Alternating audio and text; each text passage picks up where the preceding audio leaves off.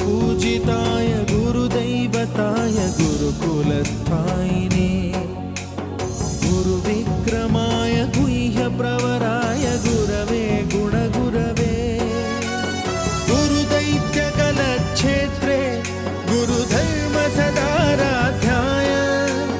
गुरुपुत्रपरित्रात्रे गुरुपाखण्डखण्डकाय गीतसाराय गीततत्त्वाय गीतगोत्राय धीमहि